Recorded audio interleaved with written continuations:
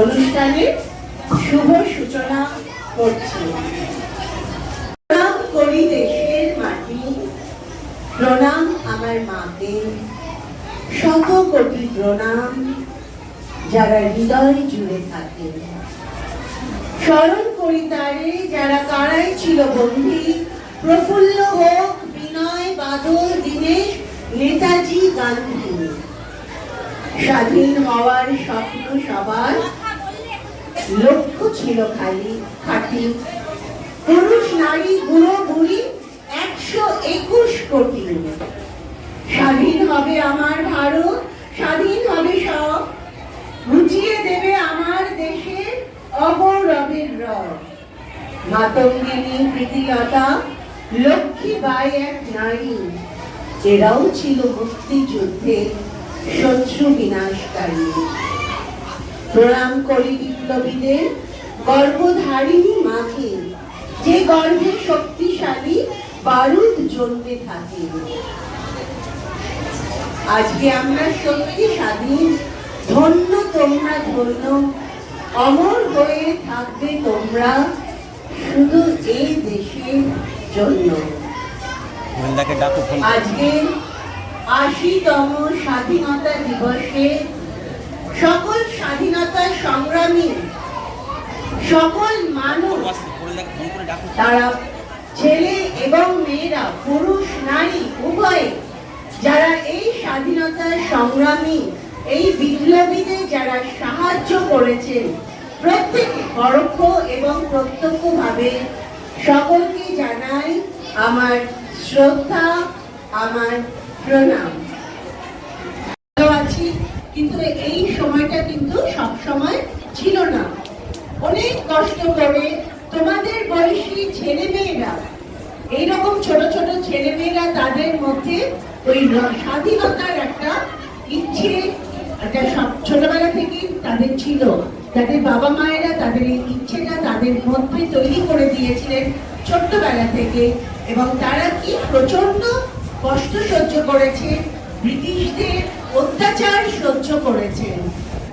এটা আমরা শুধু ইতিহাসের পাতাতেই আমরা দেখতে পাই, কিছুটা সেখান থেকে আমরা অনুধাবন করতে অবশ্যই পারি। তোমরা জানো এই 300 বছর ধরে তো ব্রিটিশরা রাজ করেছেন, এবং শেষের দিকে সবাই স্বাধীনতা পাওয়ার জন্য এমন উঠে পড়ে লেগেছিল, এমন ব্রিটিশদের বিরুদ্ধে উঠে পড়েছিল যে ব্রিটিশরাও কিন্তু ভয় পেয়ে গিয়েছিল, কিছুতেই বুঝতে পারছিল না এদেরকে কিভাবে দমন করবে, কিভাবে শাসন করবে। তখন কি করলো জানো ব্রিটিশরা?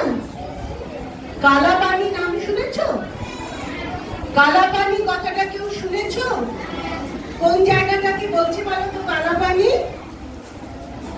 কোন জায়গাটাকে বলছে কালাপানি? নিশ্চয়ই ইতিহাসের পাতায় তোমরা পড়েছো কালাপানি। কোন জায়গাটাকে বলছে? কেউ না?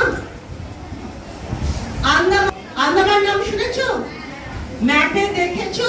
যদি না দেখে থাকো, আজকেই ভারতবর্ষের ম্যাপ দেখবে। পশ্চিমবঙ্গ যেখানে আছে, পশ্চিমবঙ্গ ঠিক নিচে সমুদ্রের মধ্যে হচ্ছে আন্দামান ও নিকোবর দ্বীপপুঞ্জে। ব্রিটিশরা কি করলো? ওই সময় কেউ থাকতো না, ওই দ্বীপে কেউ থাকতো না। ব্রিটিশরা কি করলো? ওইখানে একটা জেলখানা বানালো, সেলুলার জেল। নাম শুনেছো? সেলুলার জেলের নাম শুনেছো প্রত্যেকে? ব্রিটিশরা তখন কিন্তু, এখন অনেক লোকজন ওখানে থাকে, এখন ওখানে একটা টুরিস্ট প্লেস হয়েছে, সবাই দেখতে যায়, বেড়াতে যায়। এখানে যারা সংগ্রামী বিপ্লবী, তাদের ওখানে পাঠিয়ে দিল কালাপানি জেলে। ছোট্ট ছোট্ট কুঠুরি, একটুখানি শুধু আলো আসার জায়গা, সেইখানে ওদেরকে রাখতো। আলাদা আলাদা কুঠুরি, কোনো টয়লেটের জায়গা নেই, কোনো বাথরুমের জায়গা নেই, ওই একটা কুঠুরির মধ্যে তাদের ওরকম ভাবে রাখা হতো। এবং কি অত্যাচার করা হতো। রিসেন্টলি আমি ওখানে গিয়েছিলাম, ওই কুঠুরির মধ্যে, এখন সব খোলা, এখন টুরিস্টদের জন্য সব দেখায় ওগুলো। তো ওইখানে আমি গিয়েছিলাম, ওর ভেতরে, কুঠুরির ভেতরে ঢুকেছিলাম। সত্যি মানে গা তখন ছমছম করে উঠেছিল যে এটা গল্প নয়, এটা সত্যি ঘটনা ঘটেছিল বহু বহু বছর আগে। তো এইরকম তাতে কিন্তু ওখান থেকে কেউ বেঁচে ফিরে আসতে পারতো না, সবাই মারা যেত। এত অত্যাচার, এত শারীরিক কষ্ট দেওয়া হতো, খাওয়া দাওয়া ছিল না, কিছু না। বেশিরভাগ স্বাধীনতার সংগ্রামী মারা গিয়েছিল। তো আজকে সেই সকল মানুষদের জানাই আমাদের অন্তরের শ্রদ্ধা ও প্রণাম। এবং তোমরা হচ্ছে আমাদের ভবিষ্যৎ, দেশের ভবিষ্যৎ। তোমরা যাতে ভালোভাবে মানুষ হও সেটাই আমি কামনা করছি। 80তম স্বাধীনতা দিবস। এই 80তম স্বাধীনতা দিবস উদযাপনের উদ্দেশ্যে আমরা সবাই সমবেত হয়েছি এই বিদ্যালয় প্রাঙ্গণে। আমরা সবাই জানি 1947 সালের 15ই আগস্ট ভারতবর্ষ স্বাধীনতা লাভ করেছিল। এই স্বাধীনতা এসেছিল দিনটিতে। আমরা শুধু রাজনৈতিক স্বাধীনতাই লাভ করিনি, আমরা পেয়েছিলাম নিজেদের ভাগ্য নিজেরাই নিয়ন্ত্রণ করব সেই অধিকার। আজকে আমরা শ্রদ্ধাবনত চিত্তে স্মরণ করতে চাই সেই সকল মহান স্বাধীনতা সংগ্রামীদের, যাদের জন্য আমরা লাভ করেছি এই স্বাধীনতা।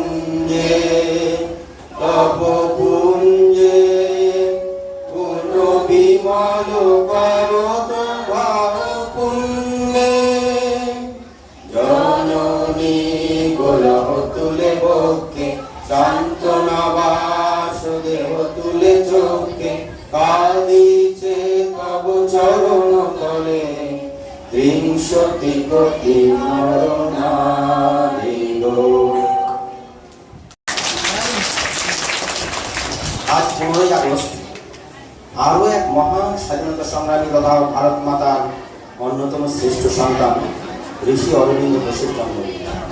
আসুন আমরা সকলে মিলে এই মহান দেশপ্রেমিকের প্রতি শ্রদ্ধা জানাই। আমরা মঞ্চে আহ্বান করি আমাদের বিদ্যালয়ের শিক্ষক ইন্দ্রজিৎ পোড়ে মহাশয়কে। তার কাছ থেকে ঋষি অরবিন্দ সম্বন্ধে আমরা কিছু মূল্যবান তথ্য সংগ্রহ করি। মাননীয় প্রধান শিক্ষিকা মহাশয়, আমার সকল সহকর্মী এবং আমার স্নেহের ছাত্রছাত্রী সকলকে শুভেচ্ছা জানিয়ে আমি আমার সংক্ষিপ্ত বক্তব্য শুরু করছি।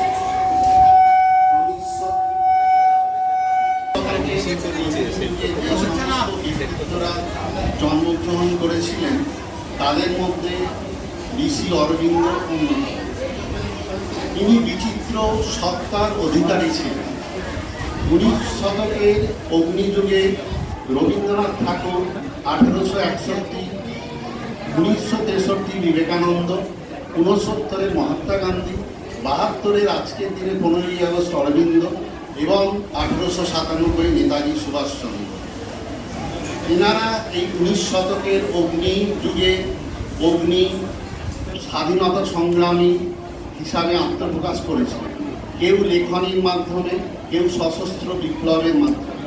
শ্রী অরবিন্দ উনি কলিকাতায় জন্মগ্রহণ করেছিলেন, কিন্তু ওনার আদি বাড়ি ছিলেন হাওড়ার পার্শ্ববর্তী জেলা হুগলি কোন্নগরে।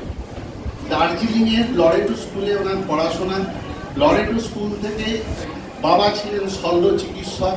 তার ইচ্ছা ছিল ছেলে আইএসসি পরীক্ষা দিতে। সেই কারণে তখনকার নিয়ম ছিল আইএসসি পরীক্ষা দিতে গেলে ইংল্যান্ড থেকে পড়াশোনা করে আসতে হবে। তারা ছিলেন 5 ভাই বোন। তার মধ্যে অরবিন্দ ঘোষ ছিলেন বড় এবং ছোট ছিলেন বারিন্দ ঘোষ, তার এক বোন ছিলেন। তো 4 ভাইকেই তিনি লন্ডনে পাঠিয়েছিলেন পড়াশোনার জন্য, কিন্তু অরবিন্দের বয়স ছোট হওয়ার কারণে তিনি বাকি ভাইদের সঙ্গে ভর্তি হতে পারেননি। রবীন্দ্রনাথের মতো 2 বছর তিনি নিজ গৃহেই পড়াশোনা করেছিলেন। তার পরবর্তীকালে তিনি যখন আইএসসি পরীক্ষায় পাশ করলেন সসম্মানের সঙ্গে লিখিত পরীক্ষায়, তারপর ঘোড় দৌড়ের পরীক্ষায় তাকে ডাকা হয়। কিন্তু ঘোড় দৌড়ের পরীক্ষা মানে ঘোড় শহরের মানে ঘোড়ার পিঠে চেপে তাকে একটা পরীক্ষা দিতে হয়। এটা আইসিএস পরীক্ষার প্রধান মানে শেষ ধাপ আর কি। কিন্তু তিনি সেই পরীক্ষায় দিতে চাননি। কেন দিতে চাননি সেটা সেই সময় আমরা বুঝতে পারিনি। পরবর্তীকালে তিনি যখন কারাবাস করেন, সেই কারাবাস চলাকালীন অবস্থায় তিনি একটা গ্রন্থ লিখেছিলেন যার নাম হলো কারাজীবন। সেই কারাজীবনে তিনি তার কারণটা লিখে গিয়েছিলেন, সেইটা আমি পরে আসছি। কিন্তু ইংল্যান্ড থেকে আইএসসি পরীক্ষা পাস করার পরে, যদিও তিনি ফাইনাল পরীক্ষা দেননি, ভারতবর্ষে ফিরে আসেন। এসে তিনি গুজরাটের বড়দার জমিদার যিনি ছিলেন, সেই বড়দার জমিদারের এস্টেটেই তিনি চাকরি করেন, অধ্যাপনাও করেন। কেন এনাকে বললাম যে 19 শতকের অন্যতম ব্যক্তিত্ব, কারণ এই একজন ব্যক্তি যার মধ্যে বহুবিধ সত্তা ছিল। তিনি ছিলেন একাধারে সম্পাদক, বন্দে মাতরম পত্রিকার সম্পাদক, সাংবাদিক, তিনি ছিলেন দার্শনিক, তিনি ছিলেন যোগী, তিনি ছিলেন ঋষি এবং জাতীয়তাবাদী দেশপ্রেমী। একটা ব্যক্তির মধ্যে এতগুলো সত্তা ধারণ করা সচরাচর কারোর মধ্যেই দেখা যায়নি। এনার যে গুচ্ছ সত্তা ছিল সেইটা কারোর পক্ষেই উদ্ঘাটন করা সম্ভব হয়নি, কারণ এনার স্বাধীনতা সংগ্রামের অতি সংক্ষিপ্ত ইনি স্বাধীনতা সংগ্রামের সঙ্গে যুক্ত ছিলেন। নেতাজির মতো কিংবা গান্ধীজির মতো এনার স্বাধীনতা সংগ্রামের আন্দোলন খুব দীর্ঘ নয়। যখন 1905 সালে বঙ্গভঙ্গের চক্রান্ত চলে, পরিকল্পনা হয়, তখন তিনি স্বরাজ ঘোষণার জন্য, স্বরাজ পাওয়ার জন্য 1906 সালে বড়দার চাকরি পরিত্যাগ করে তিনি প্রাণের টানে বাংলায় আসেন। এসে তিনি অনুশীলন গুপ্ত সমিতি গঠন করেন এবং সেই সময় থেকেই তার প্রথম সরাসরি সক্রিয় জাতীয়তাবাদী আন্দোলনে প্রবেশ এবং বাল গঙ্গাধর তিলকের সঙ্গে তিনি সংযুক্ত হয়ে তিনি চরমপন্থী নেতার সঙ্গে এবং চরমপন্থী আন্দোলনের সঙ্গে যোগদান করেন। 6 সালে সবেমাত্র তিনি এসেছেন, কিন্তু ঘটনাচক্রে ঠিক তার 2 বছর পরে 1908 সালে আলিপুর বোমা মামলায় তিনি অ্যারেস্ট হন। ছাত্রছাত্রীদের জন্য বিশেষ করে বলবো, আলিপুর বোমা মামলা কিন্তু আলিপুরের সঙ্গে নামটা শুনলো, আলিপুরের সঙ্গে কিন্তু কোনো সংযোগ ছিলই না। ঘটনাটা ঘটেছিল বিহারের মুজফ্ফরপুর নগরে।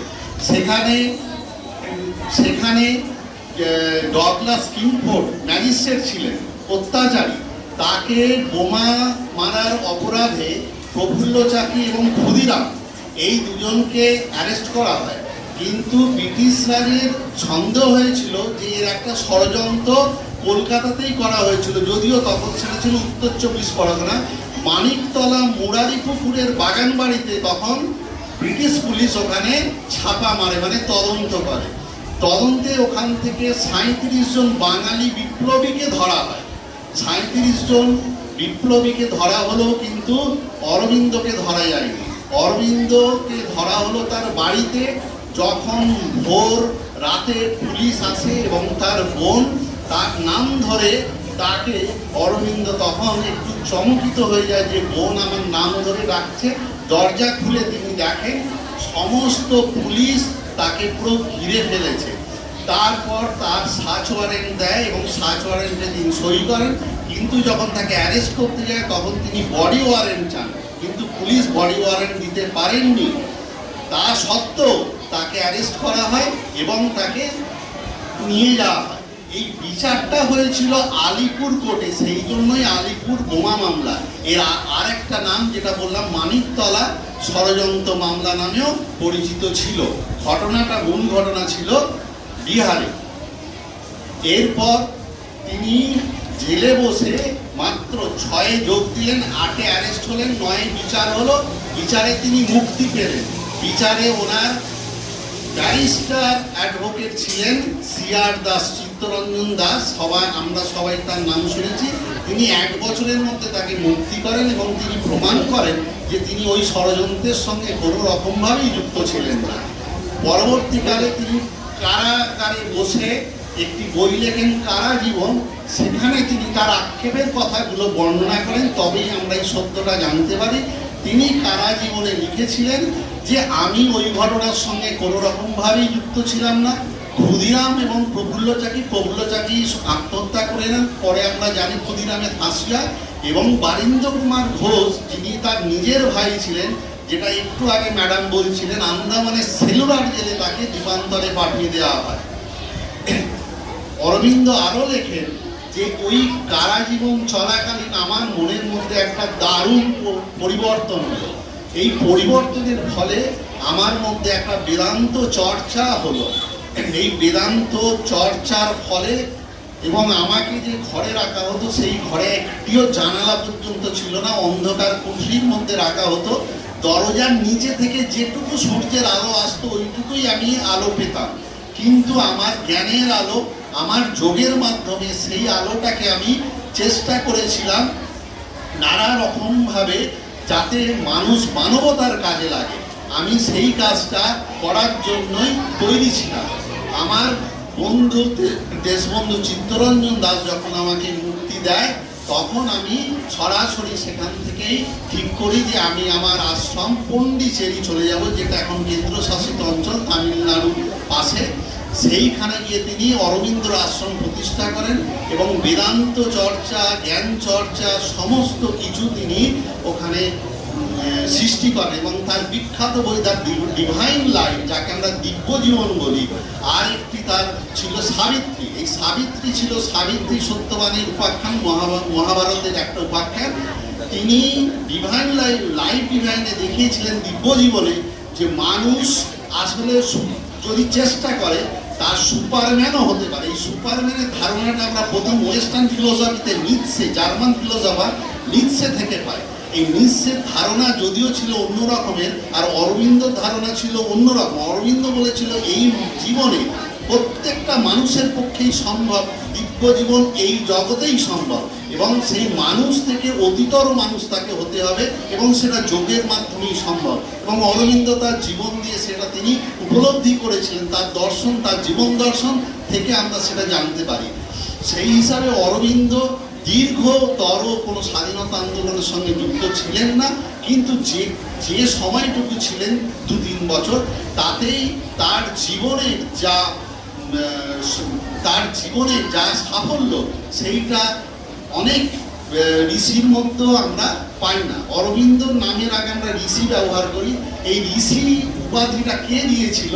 কেউ কেউ বলেন যে এটা রবীন্দ্রনাথের দেয়া, কেউ বলেন এটা রোমান রোলার দেয়া, আবার কেউ বলেন যে না, এটা কোনো ব্রিটিশ সাহেব তাকে দিয়েছিলেন। যাই হোক, ঋষি তার ছিল, যোগী তিনি তার নিজের চেষ্টার মাধ্যমে অর্জন করেছেন।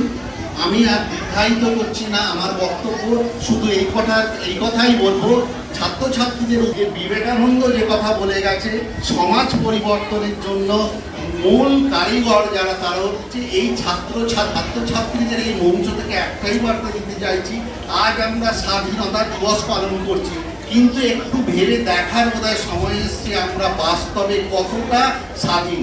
আমরা চিন্তার স্বাধীনতা পূর্ণাঙ্গভাবে প্রকাশ করতে পারি? আমরা কি কখনো আমাদের মত বিনিময়ের ক্ষমতা, সাম্যের সমতার ক্ষমতা যেগুলো সংবিধানে দেওয়া রয়েছে সেগুলো কি আমরা সর্বক্ষেত্রে প্রয়োগ করতে পারি? আমার মনে হয় এইগুলো ছাত্রছাত্রীদের ভাবার সময় এসে, আমাদের তো দিন শেষ হয়ে গেছে। বিবেকানন্দ নতুন ভারতের কথা বলেছিল, সেই ভারতবর্ষ তিনি দেখে যেতে পারেননি, কারণ মাত্র 39 বছর তিনি বেঁচে ছিলেন, 1902 সালে তিনি মারা যান। আমরা এই ছাত্রছাত্রীদের বলবো, সমস্ত ভারতের ছাত্রছাত্রীদের বলবো, তোমরাই আগামী দিনে এই সমস্ত দেশকে, আমরা তো আর এখন সাহেব নেই, আমরা কাদের বিরুদ্ধে লড়াই করবো? আমাদেরকে আমাদের নিজেদের বিরুদ্ধেই লড়াই করতে হবে। যত অপশক্তি আছে অপশক্তির বিরুদ্ধে লড়াই করতে হবে। এই অপশক্তিকে যখন আমরা দূর করতে পারবো, তখন আমরা নিজেদের স্বাধীন চিন্তা ভাবনা, মত প্রকাশ, যেটা শুধু তাত্ত্বিকভাবে সংবিধানে রয়ে গেছে, সেটা আমরা প্রতিষ্ঠা করতে পারবো, ব্যবহার করতে পারবো। এই বলে ছাত্রছাত্রীদের উদ্দেশ্যে আমি একটাই কথা বলবো, তোমরাই আগামী দিনের ভবিষ্যৎ, তোমরাই আগামী দিনে এই নতুন ভারতবর্ষ গড়বে। সবাইকে ধন্যবাদ ও সবাইকে ধন্যবাদ এবং নমস্কার জানিয়ে আমার বক্তব্য শেষ করছি। ধন্যবাদ। আমরা অনেক নতুন তথ্য জানতে পারলাম আমাদের শ্রদ্ধেয় শিক্ষক ইন্দ্রজিৎ পোরেল মহাশয়ের কাছ থেকে। আপনারা এই তথ্যগুলো সংগ্রহ করে আরো এক অগ্নিযুগের বিপ্লবী, যিনি দেশের স্বাধীনতার জন্য আস্তে আস্তে ফাঁসি তৈরি গলায় দিয়েছিলেন, তার কথা আমরা কি করে ভুলতে পারি? আমরা সবাই জানি তিনি ক্ষুদিরাম বোস। সেই সময় স্বাধীনতা সংগ্রামের সময় শুধুমাত্র যে আন্দোলন, সশস্ত্র সংগ্রাম, এইসবের মধ্য দিয়ে স্বাধীনতা সংগ্রাম হয়েছিল তাই নয়। স্বাধীনতা সংগ্রামের সহযোগী যে সমস্ত তথ্যগুলি আমরা জানি, সেই সময় অনেক যারা কবি, তারা কবিতা রচনা করেছিলেন, গান রচনা করেছিলেন, বিভিন্ন নাটক রচনা করেছিলেন। সেই সমস্তের মধ্যে দিয়েও সেই সময়কার স্বাধীনতা সংগ্রামী যারা, তারা কিন্তু নতুন করে স্বাধীনতার জন্য ঝাঁপিয়ে পড়েছিলেন। সেই রকমই একটা গান পরিবেশন করবে আমাদের ক্লাস 5-এর ছাত্রী। নমস্কার, আমার নাম মাবরুরা খাতুন। আজ স্বাধীনতা দিবস উপলক্ষে আমি একবার বিদায় দেওয়া গানটি গেয়ে শোনাচ্ছি। একবার বিদায় দে মা, ঘুরে আসি, একবার বিদায় দে মা, ঘুরে আসি, হাসি হাসি পূর্ব ফাঁসি দেখবে ভারতবাসী, আমি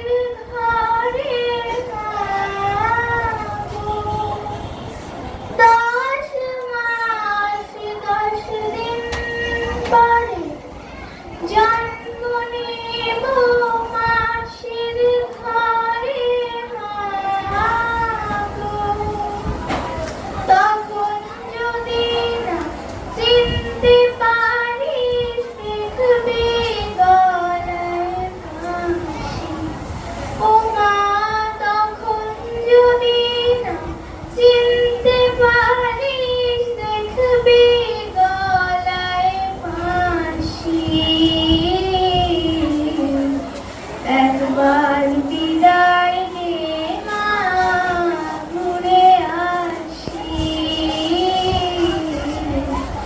একবার বিদায় নে মা, ঘুরে আসি। সুন্দর একটা সবুজ পরিবেশন করলো। করুণাময় ঈশ্বরের কাছে প্রার্থনা জানাই, তোমার পতাকা জারে দাও, তারে দাও ভুলবার সব। এই কষ্টের স্বাধীনতাকে যদি আমরা সঠিক মর্যাদা দিতে না পারি, হে ঈশ্বর আমাদের প্রতি আপনি করুণা করুন। আমরা যেন সত্যর পথে থেকে সত্যকে অনুসরণ করে দেশের প্রতি একনিষ্ঠ থাকতে পারি। নমস্কার।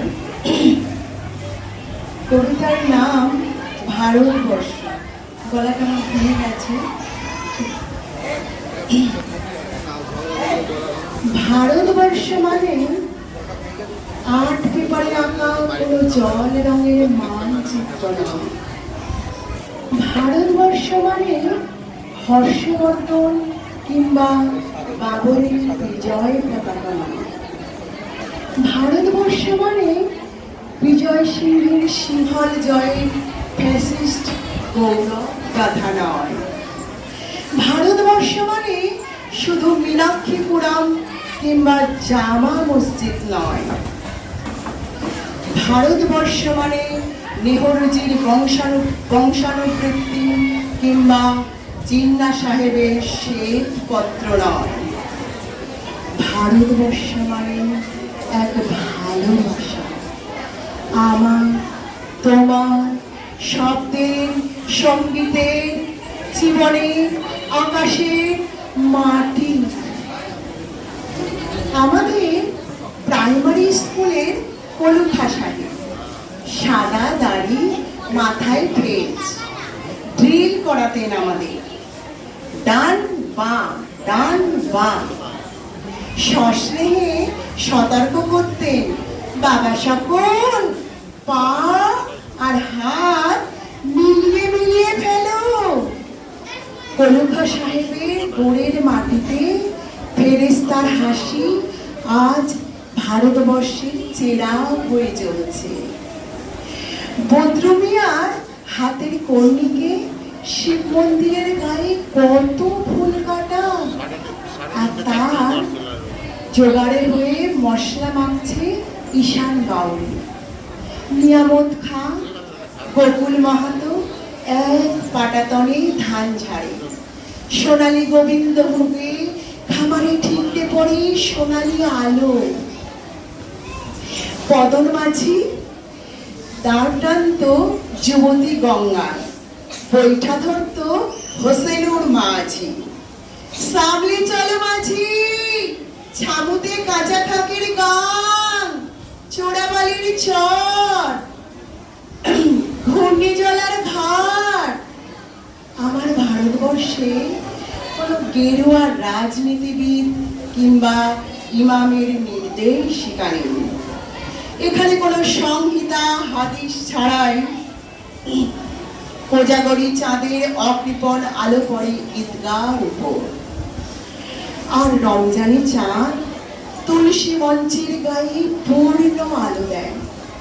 আমার ভারতবর্ষ মানে রবি ঠাকুরের মধ্যে নজরুল, রবিশঙ্কর, আলী আকবরের যুগলবন্দি, আর গণেশ পাইন মকবুল ফিদার রঙিন ছবি। আমার ভারতবর্ষ মানে লালন ফকিরের গান। আমার ভারতবর্ষে আমি শুনেছি মোহাম্মদ রফির সঙ্গে লতার ডুয়েট, দেখেছি আজাহারের সঙ্গে সচিনের দৌড়, মাঠের প্রান্তে দাঁড়িয়ে শুনেছি নঈমুদ্দিনের তদারকি চিৎকার, বিজয়ন, আকিল, কুলজিৎ, বাইচুং, মাঠটাকে আরো বড় কর।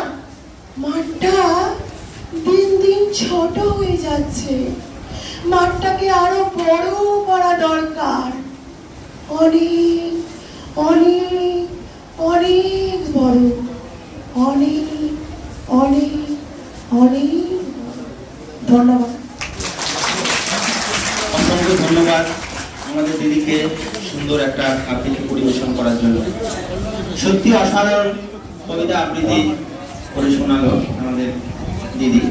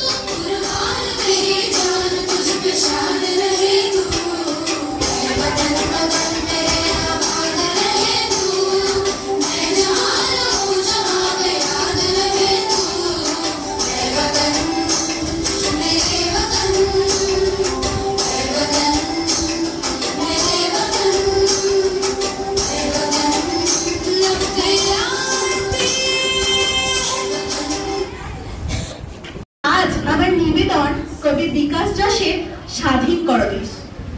মরছে মানুষ ক্ষুধার জ্বালায়, ভাসছে চোখের জলে, বিদ্রোহের ওই জ্বলছে আগুন, ছুটছে দলে দলে।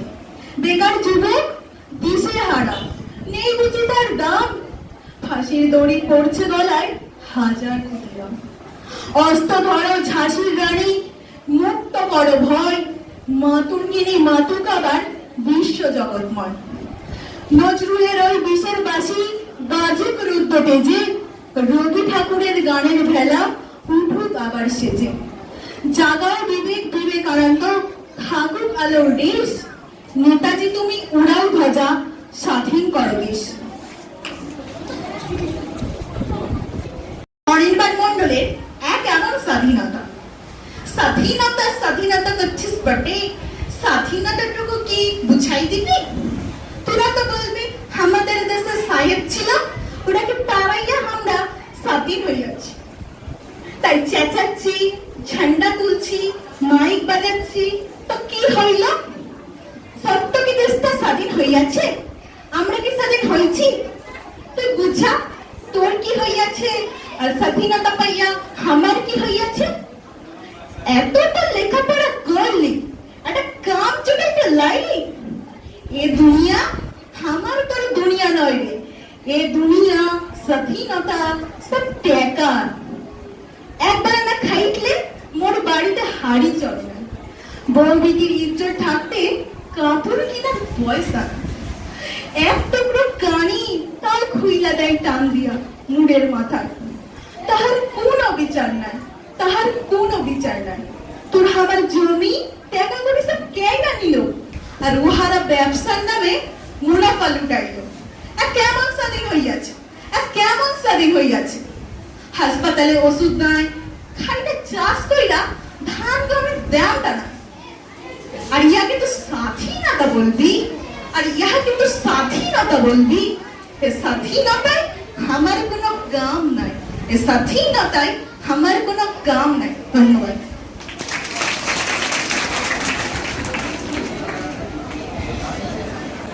আজকে আমাদের নিবেদন কবি মেঘদূত অঙ্কনের লেখা আমার নেতাজি।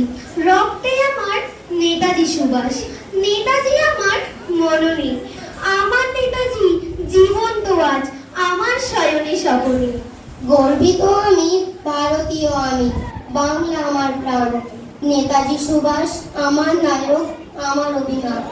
আমার নেতাজি বজ্র কঠিন, ইংরেজদের ভয়, আমার নেতাজি স্বাধীনতাকামী, নির্ভীক নির্ভয়। নেতাজি মানেই সাহসী হৃদয়, স্বরাজের জয়গান। নেতাজি মানেই কভু না মানা স্বদেশের অপমান। নেতাজি মানে মহাবিপ্লবী, আগুন ঝরানো বাণী। নেতাজি মানে যুগের প্রদীপ, রক্ত গোলাপদানি। নেতাজি মানেই বীর সংগ্রামী, স্বরাজের জয়গান।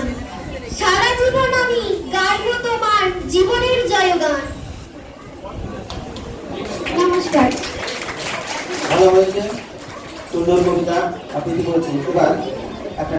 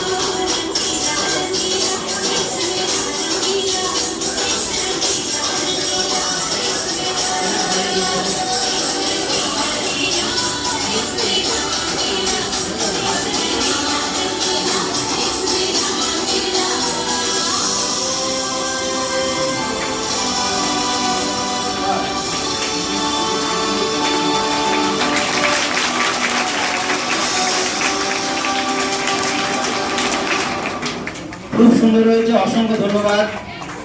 আমাদের নমস্কার। আজ আমার নিবেদন কবি দেবেশ ঠাকুরের মানচিত্র। ছোটবেলায় সদেই বাবুর কাছে ভূগোল পড়তাম।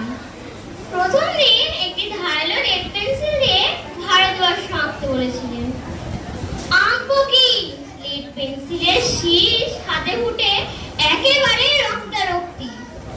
সেই থেকে ভূগোলে আমার ভীষণ ভয়। আরো ভয় মানচিত্রে। মানচিত্র মানেই আমার কাছে সেই ধারালো লেড পেন্সিল। বাবা জ্যাঠাইমা ছিলেন পদ্মাপাড়ের মেয়ে। তার একটি নিজস্ব ভূগোল ছিল, 43 থেকে অপরিবর্তিত।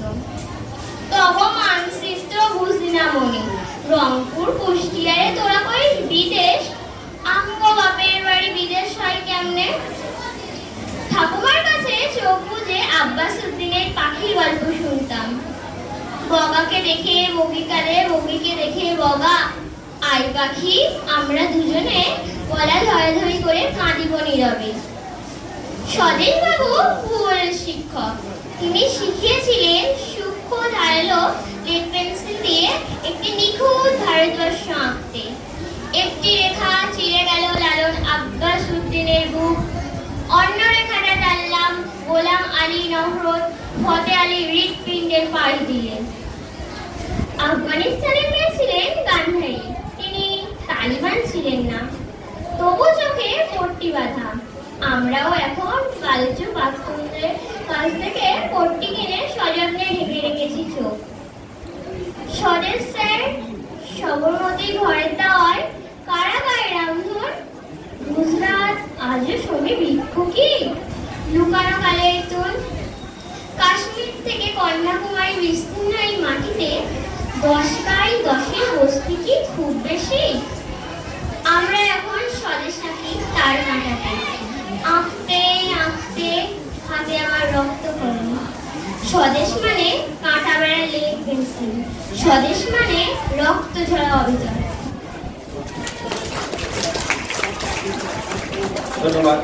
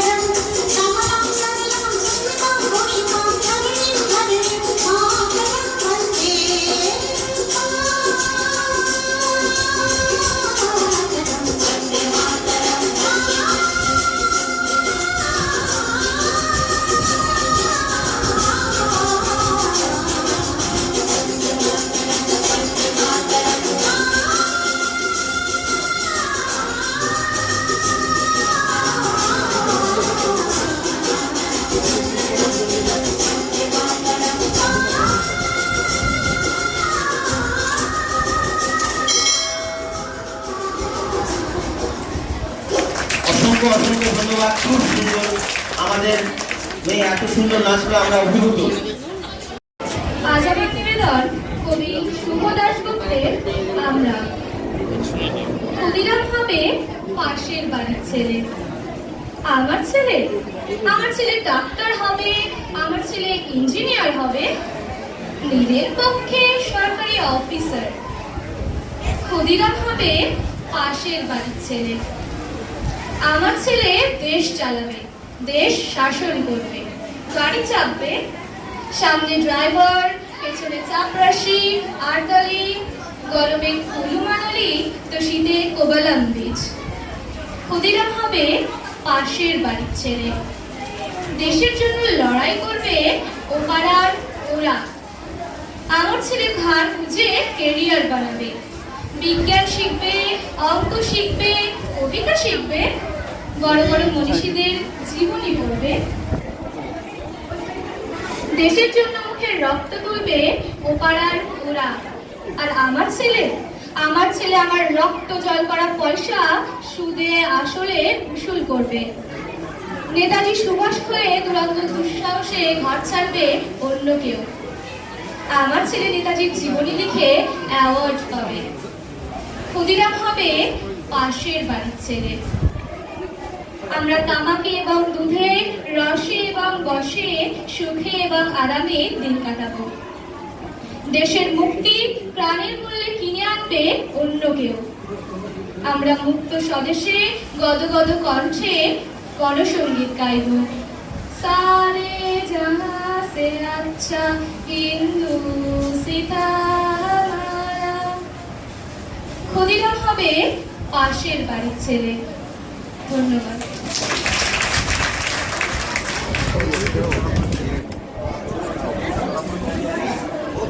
মন্দির সোপানো তলে কত প্রাণ হলো বলিদান, লেখা আছে অশ্রু জলে। মুক্তির মন্দির সোপানো তলে কত প্রাণ হলো বলিদান, লেখা আছে অশ্রু জলে। কত বিপ্লবী বন্ধুর রক্তে রাঙা বন্দিশালার ওই শিকল ভাঙা। কত বিপ্লবী বন্ধুর রক্তে রাঙা বন্দিশালার ওই শিকল ভাঙা।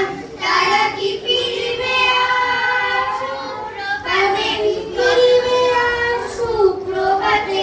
কত তরুণ অরুণ গেল অসাচলে, মুক্তির মন্দির সোপানো তলে কত প্রাণ হলো বলিদান, লেখা আছে অশ্রু জলে। যারা স্বর্গগত তারা এখনো জানে স্বর্গের চেয়ে প্রিয় জন্মভূমি। আজ স্বদেশ ব্রতের মহাশিক্ষালোভী সেই মৃত্যুঞ্জয়ীদের চরণ তুমি। যারা জীর্ণ জাতির বুকে জাগালো আশা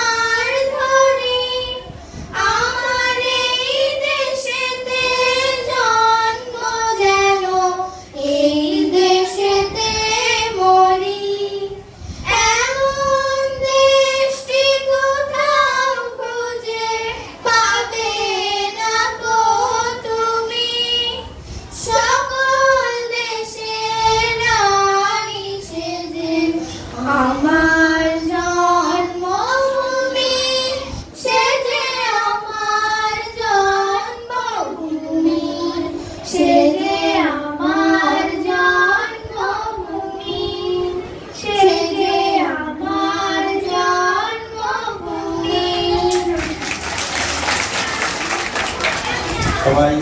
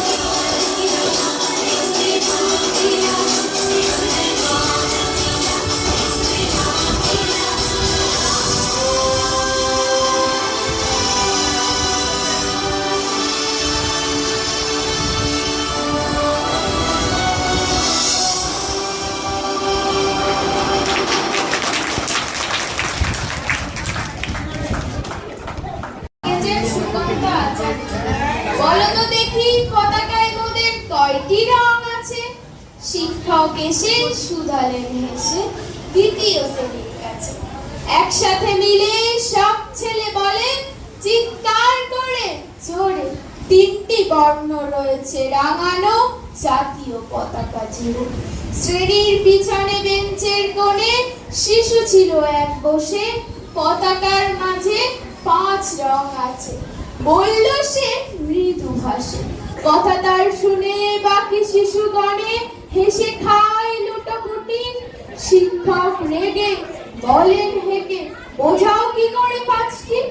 মাথা নিচু করে ভয়ার্থ স্বরে সরল শিশুটি বলে উপরে গেরুয়া মাঝখানে সাদা, সবুজ আছে তার তলে, আর আছে আঁকা গোলাকার চাকা, নীল রং আছে। এটিকে ধরলে তবুও হচ্ছে 4টি। অবোধ শিশুটি বলল তখন রং আছে আর লাল লাল চোখ দাগ দেখা যায় ওই পতাকার মাঝে। বাবাকে যখন আনলো ওরা কফিনের ঢাকা খুলে, জড়ানো রয়েছে দেহখানা তার পতাকার ফুলে। রক্তের দাগে ছিল লাল চোখ ওই পতাকার পাঁচটিকে ধরলে হলো পাঁচটি, এবার তো ঠিক আছে। অবোধ শিশুটির জবাবখানি কাঁপিয়ে দিল বুক, অশ্রু এলো নয়ন ভরে, শুকনো হলো মুখ। আজও যারা দেশের জন্য করছে বলিদান, স্বাধীনতার শহীদ শপথ তাদের অমর প্রাণ। হয়েছে স্বাধীন, পেরিয়ে গেছে ৭৯টি বছর, দেশ বাঁচাতে যাচ্ছে যে প্রাণ, রাখছি কি তার খবর। অসাধারণ অসাধারণ কবিতা। আমার গা কাটা দিচ্ছিল কবিতাটা শুনে। আজ আমার নিবেদন কবি দেবব্রত সিংহের আঞ্চলিক কবিতা স্বাধীনতা। কথাটা তো মিছালয়, লালগড়ের জঙ্গল মহলে সবাই জানে। ডুমুর করা, বেনা চাপড়া, পাখি শোল, হাতি ঘোষা, শালডাঙ্গা, মোহনপুর, কলহাই মোড়ে জানে সবাই। দিনের বেলা পুলিশ, রাতের বেলা উয়ারা। পুলিশ বলে স্বাধীনতা, উয়ারা বলে মিছা কথা। হ্যাঁ পুলিশ বলে স্বাধীনতা, হ্যাঁ উহারা বলে মিছা কথা। আমরা গরিব মানুষ, আমরা গোমুখ মানুষ, খিদা বুঝি, তিলসা বুঝি, এইসবের তো কিছু বুঝি নাই। তো দিনের বেলা পুলিশ আসে, হবন আছিস? বলি হয়কা আছি, আমি হপন মান্ডি, বাপ তিলকা মান্ডি। রাতের বেলা জঙ্গল মহলে রাত নামলে আমার তাল পাতার ছাওয়া মাটির ঘরে জমরা কাঠের আংরার পাড়া অন্ধকার। কপাটও নাই, হুড়কাও নাই। তখন উহারা আসে, কমরেড হবন আছো? বলি হয়কা আছি, আমি হবন মান্ডি, বাপ তিলকা মান্ডি। এমনি করে দিন কাটে, এমনি করে রাত কাটে। ইহার মাঝে গেল বৎসরে, বাকি সালের কাল ভাজ গেল বোমাতে উড়ে। তখন আমি খাইতে গেছি খড়গপুরের মুরগি খাবারে। দিনটা ছিল বাবুদের পতাকা তোলার দিন। আমরা হা ভাতা মানুষ, আমরা গোমুখ মানুষ, খিদা বুঝি, তিলসা বুঝি, পতাকা তো বুঝি নাই। তাই ভালে ভালে দেখছিলাম কিরম তিরঙ্গা পতাকা তুলছে বাবুরা। খড়গপুরে টাউনের বাবু। দেখতে দেখতে পুলিশ গাড়ি। পুলিশ বললে তোর নাম কি? বললাম হপন মান্ডি, বাপ তিলকা মান্ডি। গাঁ বেনা চাপড়া, বলক লালগড় জঙ্গল মহল। বললে আর বলতে হবে নাই, চল চল। বলি যাবো কোথাকে? বললে লকআপে। সেটা কি বটে আজ্ঞা? সেটাই বুঝে যাবি, থানাতে গেলেই বুঝে যাবি। ই বাবা, আমি হপন মান্ডি হে, গরিব মানুষ, গোমুখ মানুষ, খিদা বুঝি, তিলসা বুঝি, এইসবের তো কিছু বুঝি নাই। সত্যি বলছি। হ্যাঁ দেখো, বোমা যে কি জিনিস বটে, বাপের কালে সেটা চোখে দেখি নাই। বলতে বলতে আমার নাঙ্গল চাষা আঙ্গুল পড়া হাতে লোহার বেড়ি দিলে পড়াই। তারপরে ঘাড়ে ধরে ঢাকালে, জিপ গাড়িতে দিলে ভরে। গাড়ির ভিতরে বন্দুকের নল ছাকাই। ই পাশে পুলিশ, ও পাশে পুলিশ, তাহার মাঝে আমি হপন মান্ডি, বাপ তিলকা মান্ডি। দিনটা ছিল বাবুদের পতাকা তোলার দিন। থানায় তখন পতাকা তুলছে দারগা বাবু।